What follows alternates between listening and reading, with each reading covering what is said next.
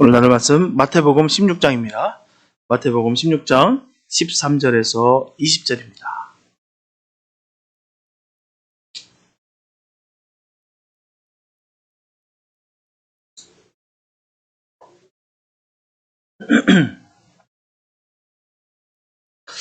마태복음 16장 13절에서 20절 말씀입니다. 주님에게 한 말씀 봉독해 올립니다.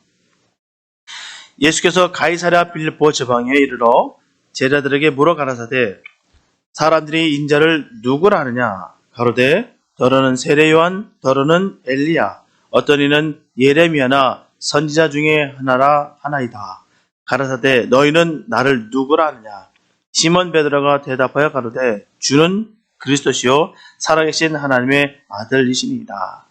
예수께서 대답하여 가라사대 바요나 시몬아 네가 복이 있도다. 이를 내게 알게 한 이는 혈육이 아니요 하늘에 계신 내 아버지시니라. 또 내가 내게 이르노니 너는 베드로라. 내가 이 반석 위에 내 교회를 세우리니 음부의 권세가 이기지 못하리라. 내가 천국 열쇠를 내게 주리니 네가 땅에서 무엇이든지 매면 하늘에서도 매일 것이요 네가 땅에서 무엇이든지 풀면 하늘에서도 풀리라 하시고 이에 제자들을 경계하사 자기가 그리스도인 것을 아무에게도 이르지 말라 하시니라. 아멘. 오늘 본문에 보면 예수님께서는 제자들과 함께 가이사랴 빌립보 지방에 이르렀습니다.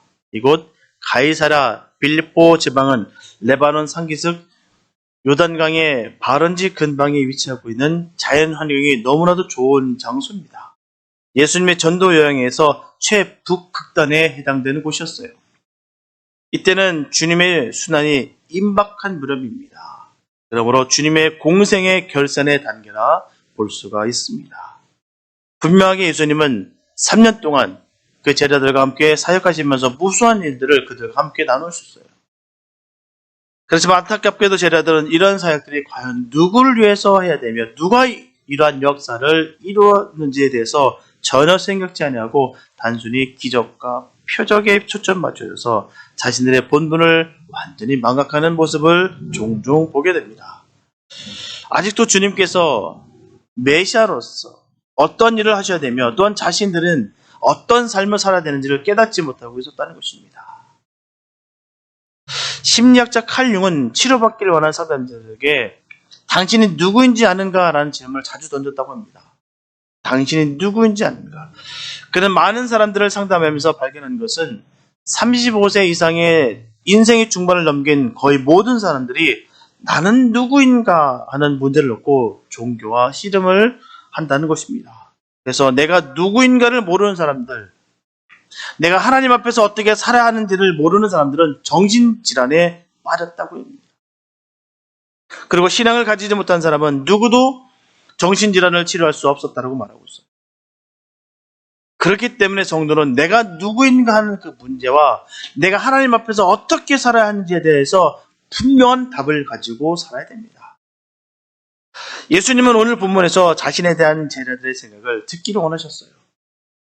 그래서 예수님께서는 여행 도중에 자기에 대해서 세상 사람들이 또한 제자들이 누구라 하느냐 하는 그 질문을 전하셨습니다. 그 질문에 대해서 베드로는 주는 그리스도시요 살아계신 하나님의 아들이십니다. 라는 너무나도 위대한 신앙 고백을 합니다. 이런 베드로의 고백으로 교회가 탄생되었고요. 신앙이 신학의 보호를 받게 되었습니다. 그러면 본문을 자세히 살펴보면서 주님께서 꿈꾸셨던 교회의 모습은 어떤 것이었으며 또한 누구에게 귀한 사역을 맡게 되는지를 말씀을 통해 함께 은혜를 나누겠습니다. 첫째, 진리는 절대로 바뀌지 않습니다. 본문에서 사람들이 인자를 누구라 하느냐라는 이 질문은 예수님께서 감정이 동요돼서 우연히 하신 말씀이 아니에요. 즉흥적으로 이 질문을 던지시는 것이 아닙니다. 예수님은 제자들과 3년 동안 동고동락하시면서 그들을 주님의 제대로 훈련시키셨어요. 그런 제자들로부터 주님은 진정한 고백을 듣기 위해서 이곳까지 그들을 인도하신 것입니다. 그때 제자들은 대답하기를 일부 사람들이 예수님을 세례 요한, 엘리야 예레미야 그리고 선지자 중에 하나라고 분명히 전합니다. 이렇게 볼 수밖에 없었던 것은 바로 예수님의 시대의 모습을 분명히 반영하는 것이에요. 먼저 사람들이 예수님을 세례 요한으로 보는 것은 세례 요한이 그리스도의 선교자였기 때문입니다. 그리고 엘리야로 보는 것은 그는 에녹과 더불어서 죽지 아니하고 승천한 선지자이며 불의 사자인 그의 면모를 예수님에게서도 그대로 보았기 때문이에요. 또한 예레미야 선지자로 본 이유는 패망해가는 그 이스라엘 민족을 위한 눈물의 선지자였던 그의 모습은 장차 멸망할 예루살렘을 바라보면서 눈물을 흘렸던 예수님에게서 찾았을 것입니다. 마지막으로 선지자 중에 하나라고 하는 것은 모세와 같은 또는 이사야, 에스라와 같이 다시 오리라고 기대된 선지자 중에 하나라는 뜻입니다. 여기서 열거된 사람들은 유대인들이 가장 존경하는 인물들이었고요. 또다시 이 세상에 오리라 기대된 사람들이었습니다. 이처럼 하나님의 말씀이 끊어진 암흑기를 지나면서 나라를 잃은 서러움과 오랜 그 식민지 생활에서 지친 그들에게 너무나 간절히 기다리는 그 이스라엘 백성들의 마음이었다는 것입니다.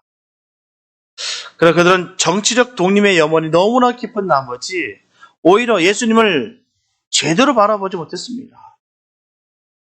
그래서 그들은 예수님을 안다고 생각했으나 결코 그들은 예수님을 알지 못했습니다. 바로 안 것이 아니에요. 우리가 여기서 깨닫게 되는 것은 너무나 간절히 우리가 기다리게 된다면 또한 그 염원이 있다면 우리가 착각하게 됩니다.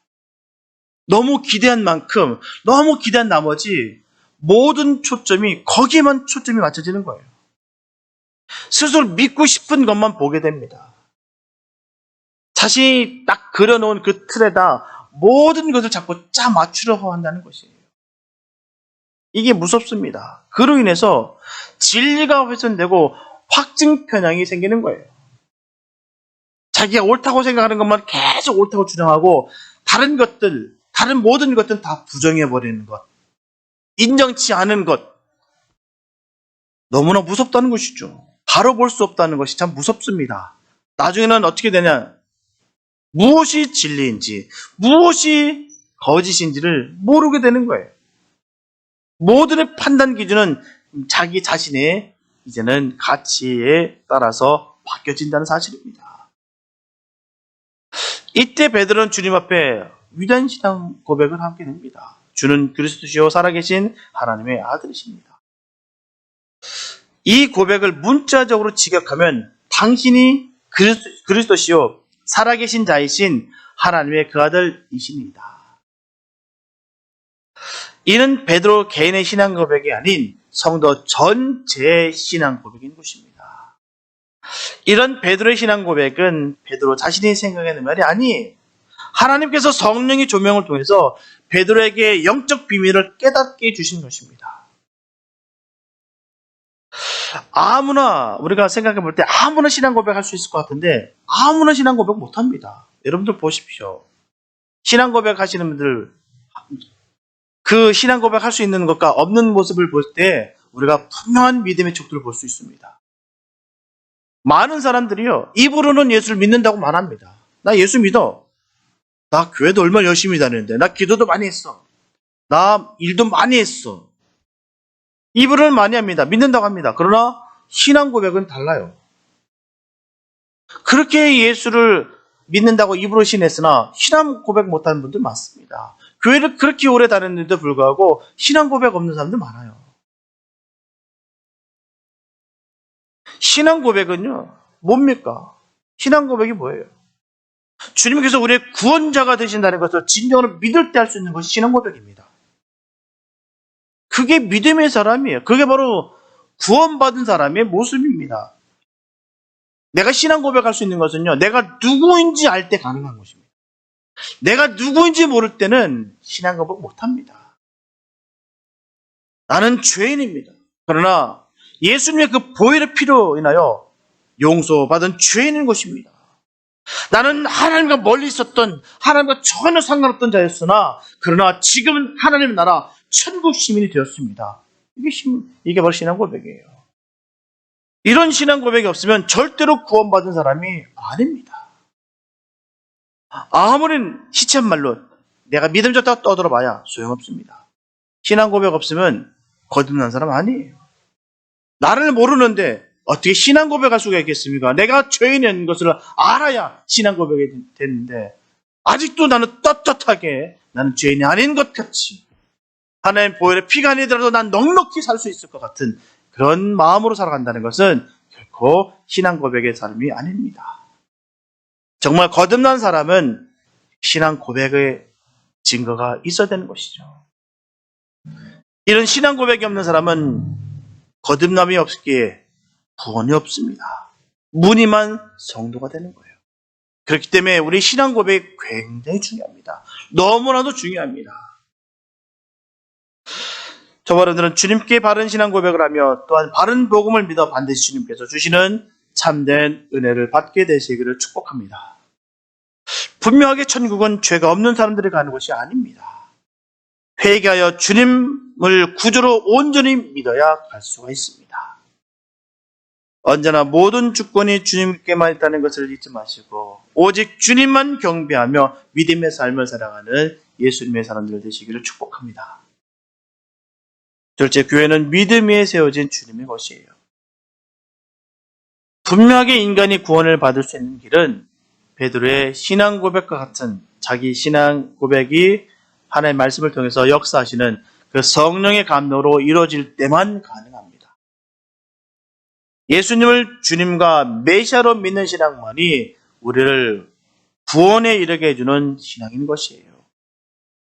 따라서 주는 그리스도, 주는 메시아시요 살아계신 하나님의 아들이라고 믿고 고백하는 신앙을 통해서 죄 사함을 받을 수 있으며 세상과 구별될 수 있습니다. 하나님의 구원받은 자녀로서 인정을 받는 성도가 되는 것입니다.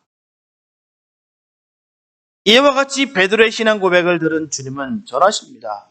너는 베드로라, 내가 이 반석 위에 내 교회를 세우려니 음부의 권세가 이기지 못하리라. 이 말씀은 베드로의 이름 위에 또는 그의 인격의 바탕에 교회를 세운다는 뜻이 아닙니다. 그의 신앙 고백 위에다 예수님의 교회를 세운다는 뜻이에요. 여기에 베드로의 헬라 원어는 페트로스라고 하는데 즉 돌이라는 뜻입니다. 그래서 반석은 믿음을 뜻하며 교회를 의미하는 것이에요. 그래서 교회는 예수님을 하나님의 아들로 믿으며 구주임을 믿고 고백하는 그 신앙 위에 세워져야 하는 것입니다. 이것이 없는 교회는 교회가 아니에요. 신앙 고백이 없는 교회는 교회가 아닙니다. 또한 교회는 예수님의 부름을 입어 하나로 모여진 공동체를 의미하는 거예요. 분명한 사실은 우리가 일평생 살아가면서 기억해야 될 것은 예수 외 구원은 없습니다. 오직 예수 외 구원이 있다고 하는 것이 바로 이단입니다. 명백히 우리가 신앙 지키면서 살아가야 될 법은 거기 있는 거예요. 예수 외에 없어요. 훌륭한 누구의 거룩한 누구 선지자의 아닙니다. 자기 살아있는 보혜사 성령 그거 아닙니다. 그딴 소리 하는 그 모든 것들이 다 이단이에요. 예수 외에 없습니다. 우리가 철저하게 우리가 정말 주님 만나는 그날까지 잊지 말아야 될 신앙의 고백은 바로 예수의 구원은 없습니다. 그리고 예수님을 믿음으로 구원을 받는 것이지 믿음 외 다른 노력으로 구원을 이룰 수 있다는 것이 바로 다른 복음이에요. 바른 복음과 다른 복음에 대해서 우리는 분명한 구분이 있어야 됩니다. 거짓 교세의 증거예요. 다른 복음을 전하는 거 말입니다. 예수 외에도 구원이 있다. 또한 믿음 외에도 내가 열심히 노력하면 내가 노력으로 인해서 내 의와 율법으로 인해서도 내가 구원을 이룰 수 있다. 믿음만으로 부족하다라고 전하는 것이 다른 복음이다라는 것이죠. 그게 바로 거짓 교사의 증언이에요. 갈라디아서 1장 8절에 보게 되면 그러나 우리나 혹 하늘로부터 온 천사라도 우리가 너에게 전한 복음 외에 다른 복음을 전하면 저주를 받을지어다. 너무너무 무시무시한 말씀이에요. 다른 복음을 전하면 저주를 저주를 받을지어다. 목사가 정말 이 단에서 간담히 선언한 말씀입니다. 다른 복음을 전할 때 저주를 받습니다. 또한 성도도 마찬가지예요. 다른 복음을 받아들였을 때 그도 똑같이 저주를 받는 거예요. 영적 지도자가 참 중요합니다. 영적 지도자가 흔들려고 이상한 헛소리 하는데 거기에 현혹된다는 건 말이 안 되는 거예요. 분명한 사실은 그 영적 지도자의 흐름이 그대로 흘러가게 되어 있습니다. 메시지를 통해서라도 영적인 흐름은 흘러가게 되어 있다는 것이죠. 부정할 수 없습니다. 우리가 각별히 조심하고 또 조심해야 되는 거예요. 그래서 단에 쓸 때마다 이 말씀을 곱씹고 또 곱씹고 정말 이 뜻이 무슨 말을 하는 것인지, 정말 교리가 맞는 것인지, 내 감정이 들어가는 것인지, 내가 남을 공격하기 위해서 그러는 것인지, 정말 이 영혼을 살리기 위해서 그러는 것인지를 명확하게 곱씹고 또 곱씹어서 말씀을 준비하고 말씀을 증거드리는 거예요. 또한 그렇게 바른 복음을 전해야 되는 것입니다. 목숨이 끊어지는 안에서도 번복되는 것이 아니에요. 상황에 따라서, 형편에 따라서 내가 전한 메시지가 바뀌면 안 됩니다. 그건 바른 복음이 아니에요. 상황에 따라서, 형편에 따라서 그 말씀을 번복되는 것은 그건 복음이 아니에요. 그렇게 전하는 것이 아니에요. 그는 결코 옳은 것이 아닙니다. 지금도 거짓 교사는요, 활발하게 활동하고 있습니다. 정말 활발하게, 왕성하게, 정말 그 누구보다도 정말 열의 있게 활동하고 있습니다. 그럴싸하게 선전선동해요. 번듯하고 그럴싸하니까 속아 넘어가는 것이지, 그럴싸하지 않으면 누가 선전선동 당하고 있습니까? 자신들의 열심을 통해서 예수님께서 하루빨리 재림하게 되는 것처럼 미혹시킨다는 거예요. 열심이 나쁘다는 것이 아니라 열심을 위한 열심을, 믿음을 위한 믿음을 전하기 때문에 문제가 되는 거예요.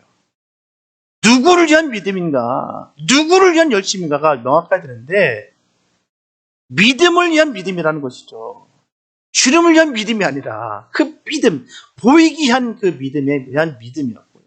또 열성을 다른 사람을 의식한 열성이었다라는 것입니다. 그게 문제가 되는 거예요. 그래서 이것이 바로 변형된 시한부, 종말론자들이라는 거예요. 종말론자들, 시한부. 우리 마음대로 주님의 재림의 날짜를 연기할 수도 앞당길 수가 없습니다. 우리가 할 수 있는 일이 아니에요. 내 마음대로, 우리 마음대로 주님의 날짜, 주님의 재림의 날짜를 어떻게 만듭니까? 주님 오시는 날은 주님만 아신다는 것이죠. 그 날짜와 오시는 날은 주님만 아시는 거예요.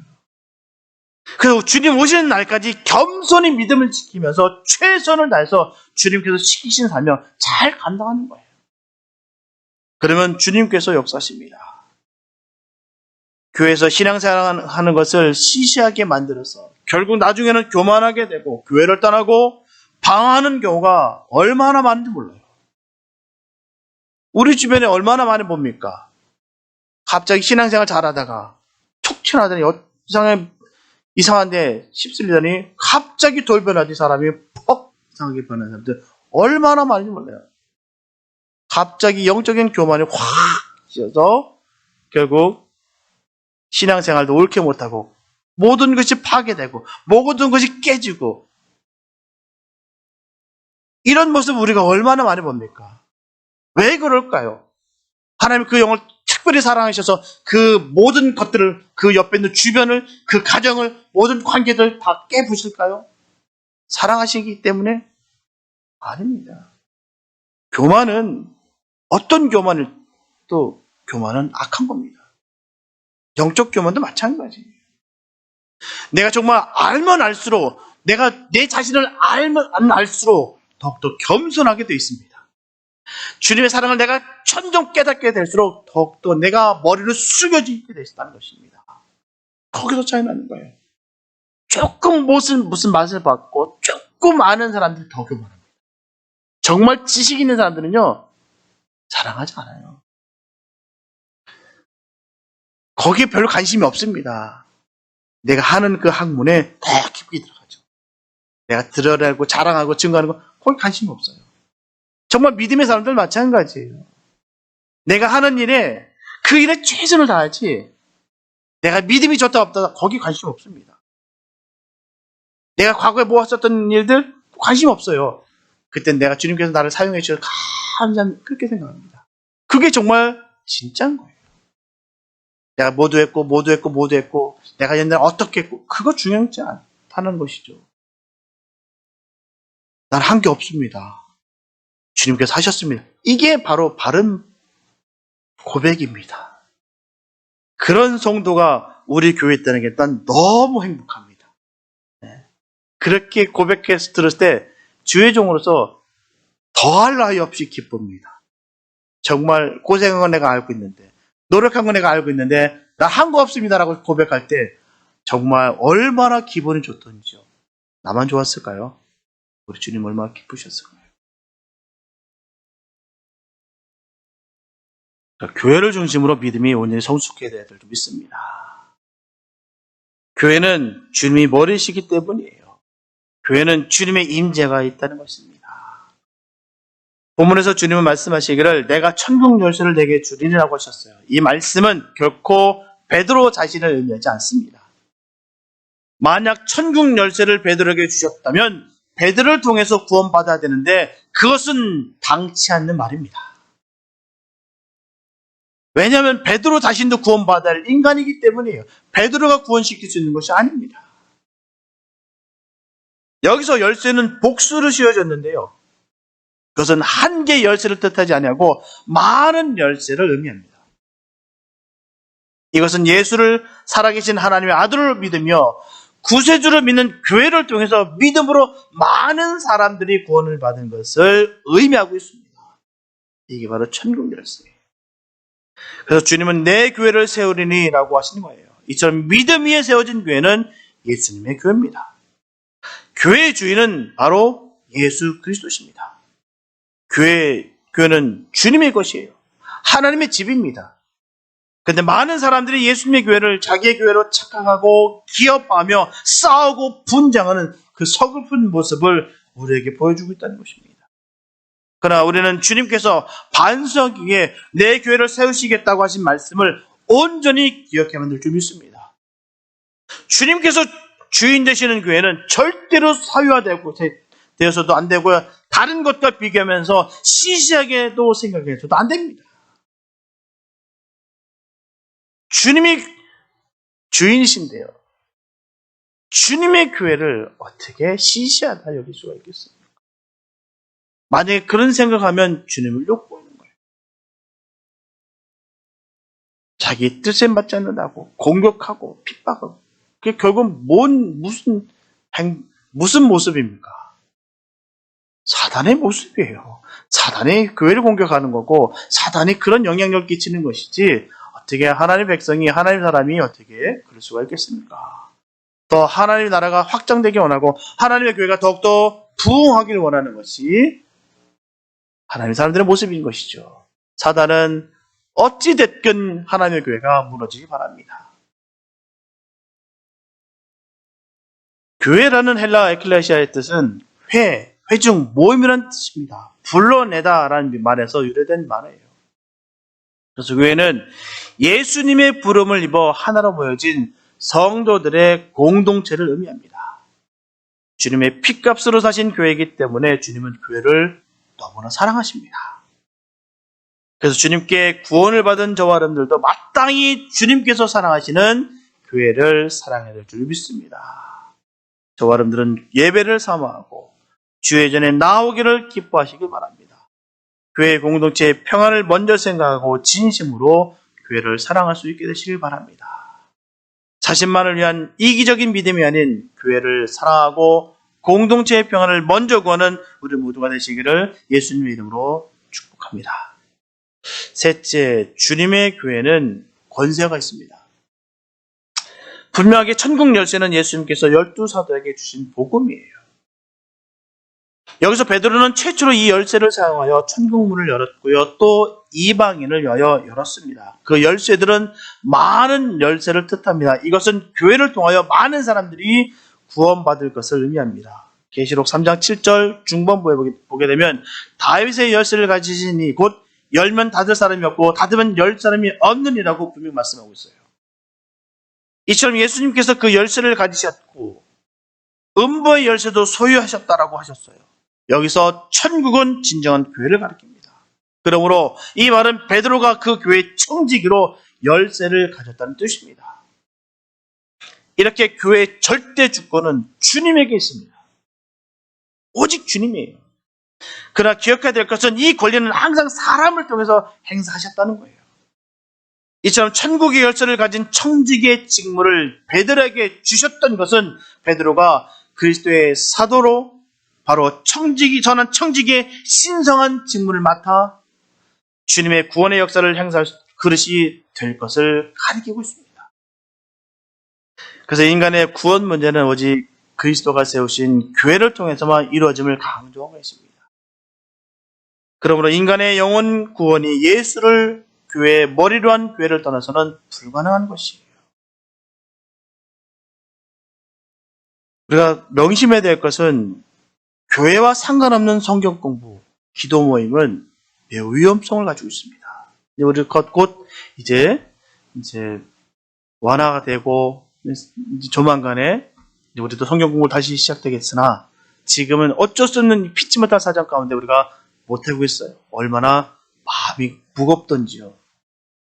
그리고 예배를 통해서도 큰 은혜 가운데 있지만 성경 공부를 통해서 다시 한번 삶을 나눌 수 있고 또한 그 믿음을 더욱더 돈독할 수 있으며 그 흐름 자체를 함께 나눌 수 있는 풍성한 은혜의 시간이 바로 성경 공부인데 이거를 못한 지가 거의 1년이 넘어갑니다. 얼마나 마음에 피폐함이 오는지 모르겠습니다. 그러나 우리가 정말 중요한 것은 교회와 상관없는 것은 무섭다는 것을 우리가 분명히 알아야 됩니다. 모임의 특성상 주관적이고 은밀하고 건강하지 못합니다. 교회가 허락한 성경 공부, 기도 모임은 쉽고 해야 돼요. 사실입니다. 그러나 많은 사람들이 자의적으로 한다. 거짓 교사에게 미혹돼서 영적으로 교만해지고 타락해져서 무너진 사람들이 참 많습니다. 이단의 전술 전략이에요. 탁 와서 끄집어내서 그냥 요리합니다. 녹여버려요. 그러고 나서 완전히 폐쇄시켜버립니다. 이게 무서운 거예요. 노출되지 않고 투명하지 않은 복음은 절대로 복음이 될 수가 없습니다. 항상 중요한 것은 그래요. 증거자들은 이 복음 이 말씀 처음 들어봤죠. 이게 참 무서운 말이에요. 이게 어떻게 보면요, 굉장히 교만한 말이에요. 나만 하는 거예요. 이거 아무도 못 들어봤죠. 그게 위험한 것입니다. 분명히 노출되고 투명해야 되는 거예요. 복음은 묻고 따지고 믿어야 되는 겁니다. 무턱대고 믿는 것도 아니고 명확하게 그 전하는 그 하나님 주신 그 메시지가 명확하게 되는 거예요. 숨기고 감추고 다른 데서 말하지 마. 그 말조차가 잘못되고 거짓되는 거예요. 설교 메시지 다르고 성경 공부 메시지가 다르면 그건 다른 거죠. 틀린 겁니다. 그는 분명히 잘못된 것입니다. 설교 메시지도 똑같고 성경 공부도 똑같은 메시지가 나가야 되는 거예요. 그게 건강한 것입니다. 불리하니까 숨기고 그거는 결국 진리를 전하는 모습이 아닙니다. 부득불 선교지에서는 지속적인 그 사역을 향해서 그럴 수 있습니다. 그럴 수밖에 없어요. 하지만 선교지도 아닌데도 불구하고 그렇게 한다는 것은 절대로 있을 수가 없습니다. 성경은 오픈된 주님의 귀한 계시입니다. 특별 계시예요. 그렇기 때문에 이 계시를 우리가 널리 알아야 되는 거예요.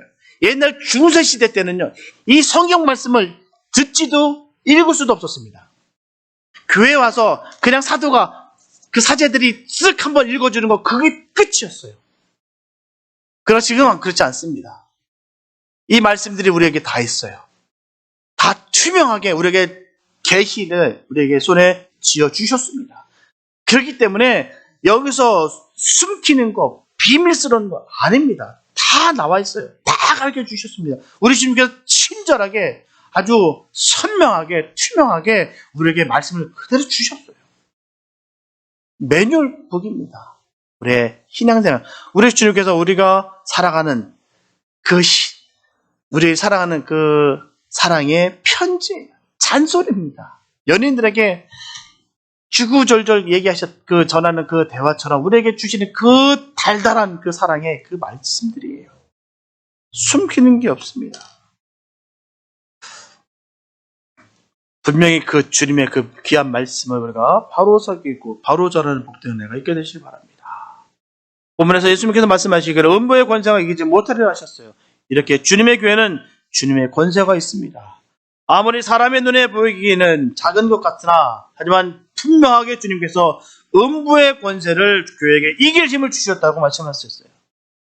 여기서 음부의 권세는 음부의 대문을 뜻합니다. 이렇게 음부는 보이지 않는 곳이라는 의미가 있는데 이는 히브리어 세울에 해당되는 말입니다. 대개의 경우 무덤으로 번역되고 있어요. 이에 해당되는 신약의 하데스도 선악의 차이 없이 죽음을 뜻합니다. 그런데 이런 음부의 권세, 즉 죽음의 권세는 그리스도의 죽음과 부활에서 깨뜨려졌어요. 그러므로 주님의 몸된 교회를 절대로 이기지 못합니다.